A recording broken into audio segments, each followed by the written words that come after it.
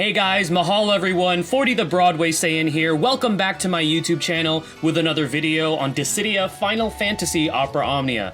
In this video, I'm going to be bringing you guys part 12 of my video series entitled The X Factor. We're going to be covering some of the EX weapons for these characters that you see here: Kuja, Kefka, Golbez, Lenna, and Rinoa. Now before we move forward with this video, there's three things that I actually want to point out. First of all, Kuja's banner has already ended, and normally when I cover these characters for their EX weapons, I usually do it right when their banner is about to go live, or if the banner is already live, being able to summon for these weapons. I'm only putting Kuja on here because when his event came out, it was around the time when I took my hiatus from Twitch and YouTube. I gave myself a break, and a lot of people were asking me, are you still going to cover his weapon even after his banner ends, because I know you're on a break, which the answer to that is yes, just to keep the series consistent.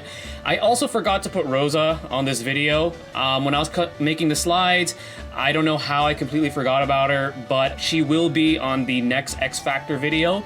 And one more thing that I do want to point out is that I'm recording this video the old way of how I used to do it, where it's just slides and gameplay. The only reason why I'm not using the face cam is it's 100 degrees right now in California where I live. My house does not have AC, and if I went ahead and used the filming lights and also utilized the webcam, it's going to be way too hot in my room, especially since I don't have AC. So bear with me guys, just for this video there's not going to be any face cam. But anyways, let's go ahead and get started with part 12 for the X Factor. So some things to remember when watching is EX weapons grant a character 70 CP at base, and it goes up to 80 when you fully level and limit break them.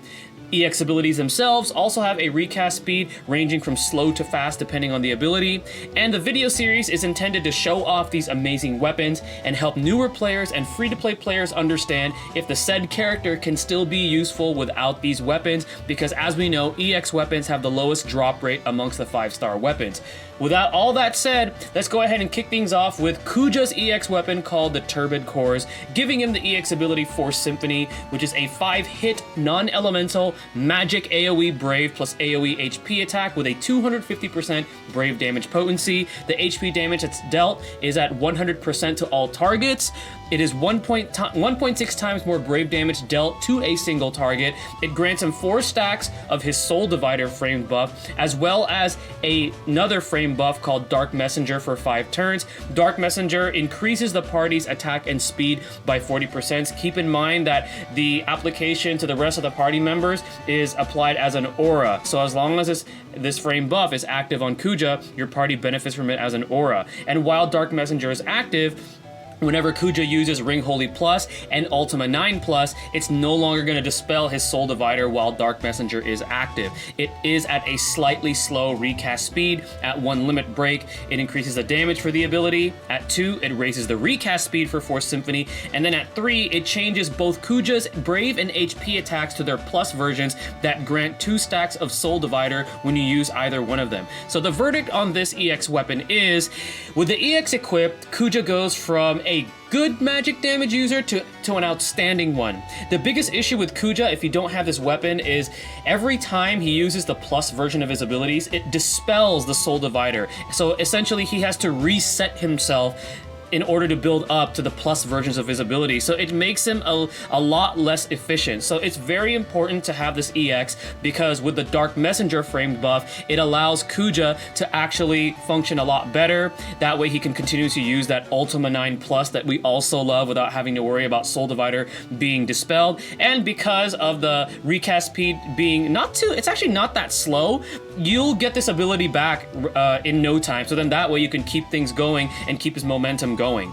Now the first banner appearance for this weapon is obviously with his Lost Chapters, which we got not too long ago. It does repeat on this Heretic Raid banner with Lilith's EX, and also something called the Golden Week banner, and this was number 10 on the Golden Week. I'm not entirely sure if we're gonna get the Golden Week. I hope we do on Global, but essentially what it was is that I believe it was like for 2 weeks or something like that, like they would release 2 EX weapons on these banners, and essentially the first multi would be free. It was actually really cool and really amazing that they did that. So hopefully we see that return for Kuja's EX weapon on Global. The next EX weapon we're going to talk about is one we currently have upon the making of this video that we can summon on, which is Kefka's EX weapon, Chick Hair Ornament. Gives him the EX ability Havoc Wing, which is a 3-hit non-elemental magic Brave plus HP attack. It has a 360% Brave damage potency. The damage is increased by 1.5 times to a debuff target, and Brave can overflow up to 150% of max Brave. It also has a moderate chance to break the target regardless of Brave amount, and it inflicts the Sneering Clown framed debuff for 6 turns, reducing the target's attack, defense, and speed by 20%, as well as also applying the Sap effect, which steals Brave from the target every turn. It also extends whatever granted buffs Kefka has by 2 turns, and it has a low action delay and has a normal recast speed. At 1 limit break, it's going to increase the Brave damage for the ability. At 2, it raises the recast speed, and then at 3, it permanently increases Kefka's max Brave by 40%, and also increases his Brave attack's damage potency by 90%. So what is the verdict on Kefka's EX weapon? So it further complements his role as a clutch debuffer, and the reason why I call him a clutch debuffer is especially with his Shrine ability, where he inflicts blind and HP silence for 2 turns if you have the passives available for it. He essentially gives your party a second chance if you happen to mess up because of that HP attack silence and the blind. Now, the EX weapon adds him that chance to break regardless of the enemy's Brave, plus that amazing frame debuff and the increased damage. So with this, Kefka can act as a fairly effective magic damage dealer, because without the EX, even though he still retains that ability of being a clutch debuffer, he actually kind of lacks damage output. So if you plan on using Kefka for a while, this is actually a pretty good investment for him, especially in the damage departments, and then that way he can actually dish out more damage rather than just being that clutch debuffer. So the first banner appearance is obviously his Lost Chapters banner. It does repeat on the Leviathan Ultimate Trial banner alongside Tifa's EX weapon, and then it repeats itself again on the Heretic Raid banner with the Prish EX. So if you don't pull on this banner now, on his weapon now, you can also get them from these upcoming future banners when they refeature Kefka's EX weapon. All right, the next one we're going to talk about is one that we currently have live right now as well, which is Golbez's Obsidian Scales. I did not pull this EX weapon. I'm still trying to pull for it upon the making of this video, but anyways, it gives him the ability Twin Meteor, which is a 5-hit dark magic AoE Brave plus AoE HP attack that triggers twice. It has a 400% Brave damage potency. It also inflicts Dark Imperil for 4 turns after the first HP attack. HP damage is divided amongst multiple targets. Brave can overflow up to 150% of max Brave. When this is used against a single target, it's going to be dealing 1.6 times increased Brave damage. It also grants him 3 stacks of his Shadow Dragon framed buff for 6 turns, and it has a slow recast speed. At 1 limit break, it's going to increase the damage for this ability. At 2, it raises that overflow limit to 200%, and then at 3, it raises Twin Meteor's recast speed. So what is the verdict on this EX weapon? Well, Golbez on his own already possesses very powerful multi-hitting abilities with high percentages. For example, his first ability, Rising Wave, I can't remember the name for some reason, the total potency on that, if you have the passives for it, is at 440%, which is huge. That's actually more powerful than some EX abilities out there.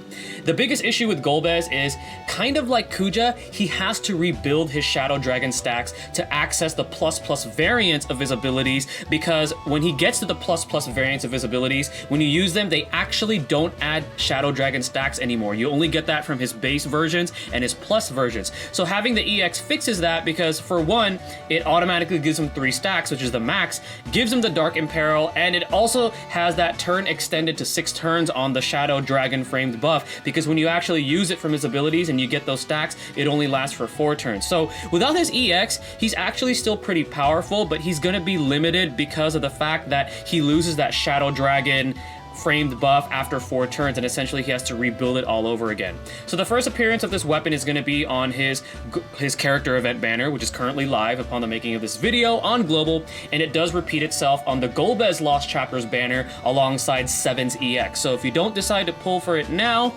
it does repeat itself, and you'll also have a chance to get another EX weapon, which is 7's EX weapon. Next weapon we're going to talk about is going to be for Lenna. So this one is not live yet, but it's going to be live soon on the global version of the game. It's called Avis Killer. It gives her the EX ability Brave Phoenix, which is a 2-hit range AoE Brave plus AoE HP attack with a 240% Brave damage potency. It heals the party's Brave based on 150% of the user's initial Brave.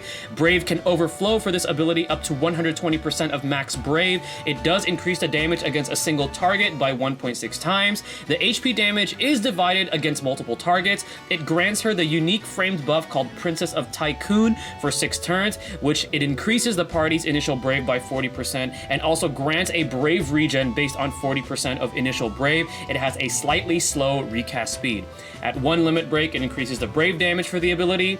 At 2, the brave heal that's granted to the party is increased, and now it's based on 200% of the user's initial brave. And at 3, it raises Brave Phoenix recast speed. So what's the verdict on this particular EX weapon? So upon her initial awakening, which is coming soon, Lenna becomes the utility queen. So she does lack damage, however, while she does lack damage, she offers the party a powerful HP regen, debuff immunity, an incredibly powerful initial brave down debuff on enemies, and brave battery. If you throw her EX into the mix, she further increases that utility with a massively powerful brave battery, 200% of her initial brave acts as a brave battery. That's crazy high, as well as an amazing framed buff assisting the party as an aura. So while she is actually already an amazing character without her EX, having it is going to make her a long-lasting utility unit choice unit for a long time. And I've said this before on other videos where I've talked about her. She is a character that is worth investing in because she actually lasted past the Cosmos era on the JP version of the game. Some people were actually taking her in because of her strong utility for even some of the Chaos difficulties, which is crazy hard. That's how good she is. So very good character. The first time we're going to see this weapon is going to be on her Lost Chapters, and it does repeat on this Heretic event banner with Zidane's EX. The last weapon we're going to talk about is one that has a lot of hype behind it, Rinoa's EX weapon, Rising Sun, giving her the EX ability Angel Wing Meteor, which is a 3-hit non-elemental AoE magic brave plus AoE HP attack. This triggers 3 times. It has a whopping 80% brave damage potency. The HP damage is divided amongst multiple targets. It grants her the Angel Wing framed buff for 3 turns. However, it does dispel the Angelo Recover framed buff, and it has a slow recast speed. At 1 limit break, it's going to increase the damage that this ability deals. At 2, it grants her 60% attack and max brave up to herself for 6 turns. And at 3, it raises the recast speed for this ability. So what's my verdict on the Rising Sun? Well, this glass cannon mage already boasts extremely powerful and versatility with her kit. Okay, so she can heal herself with Angelo Recover stance, and then with Angel Wing, she becomes like this weapon of mass destruction. Glass cannon, yeah, because she does drain her health with her abilities, but she still hits really hard. So one of the biggest drawbacks about Rinoa, though, is her low ability usage points in her Angel Wing stance, which is essentially her aggressive stance where she's dealing that crazy damage. So if you have this EX weapon on her, not only does it grant her that crazy powerful EX ability, 1080 brave damage potency, come on guys, but there's also now another way to go into her Angel Wing stance. So this is a definite must pull to fully utilize Rinoa's destructive capability. So I highly recommend when this character comes out to global that you do try to get this weapon, because Rinoa will last you for a few months, especially throughout the Cosmos era difficulty of the game. So the first banner appearance is going to be on her character event, and then it does repeat on her Lost Chapters banner alongside Irvine's EX weapon. Alright guys, well this is going to be concluding part 12 for the X Factor for these particular characters. Looking forward to doing X Factor part 13 soon. Once again, this is 40 the Broadway saying stay tuned for the next video, and mahal everyone.